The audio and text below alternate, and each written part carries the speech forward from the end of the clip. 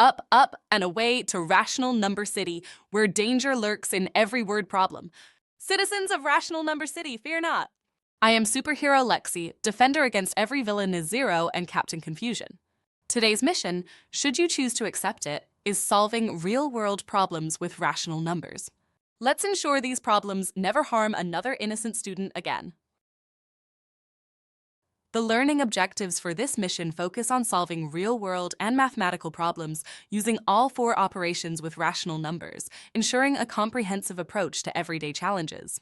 Additionally, the mission requires students to solve multi-step real-world equations that include rational coefficients, preparing them for complex scenarios. Our learning goals are precisely defined to empower every rational defender. First, to identify the correct mathematical operation, whether addition, subtraction, multiplication, or division, that fits a given real-world scenario. Second, to execute that chosen operation with precision, applying it correctly to fractions, decimals, or integers, regardless of whether they are positive or negative. Finally, students will learn to interpret and explain the result within its original context, ensuring practical understanding beyond mere calculation. Alert! The sneaky overdraft gang has struck. Sarah's bank account shows $12.50. She deposits $20 to save the day. What's her new balance? We must choose the operation wisely, adding a positive number to a negative one. Ready to swoop in and save her balance? It's like being a financial superhero, only instead of capes, we wield calculators. To tackle any real-world problem, the first step is to accurately assess the situation and identify the context clues. Ask yourself, does the problem involve sharing, buying, owing, or scaling quantities? This initial evaluation helps in selecting the appropriate operation. For instance, if the problem describes discounts or combining amounts, the appropriate action is typically multiplication or addition. When dealing with splitting items or measuring pieces, division is usually the heroic choice. Conversely, scenarios involving gaining or losing money or items will require addition or subtraction, with careful attention to sign rules. Once the operation is chosen, precise calculation is paramount. For decimals, ensure you line them up correctly. For fractions, finding common denominators is essential before proceeding. Always apply the correct sign rules for positive and negative numbers to avoid any villainous miscalculations. Finally, always perform a context check. Does the answer logically fit the story? This ensures your solution is not just mathematically sound, but also makes real-world sense.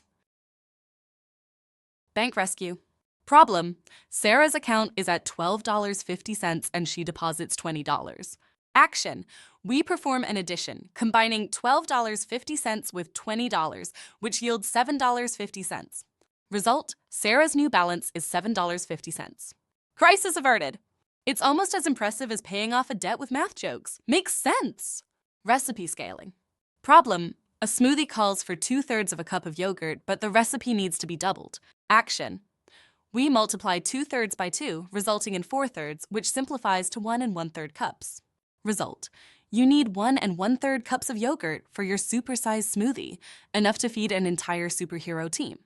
Remember, too much yogurt can be a real way to go. Discount duel.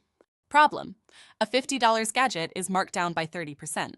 Action: first, convert 30% to a decimal, 0.30 comma, and multiply it by $50 to find the discount amount, which is $15.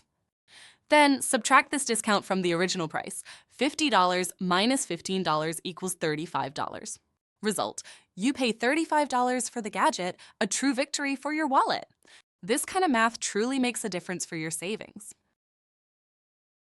You've witnessed how to pick the right weapon, addition, subtraction, multiplication, or division, and wield it with rational precision.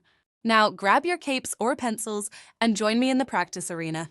Together, we'll defeat every real-world problem in sight. To infinity and beyond rationality. Because if you're not practicing, you're just a theorem in progress.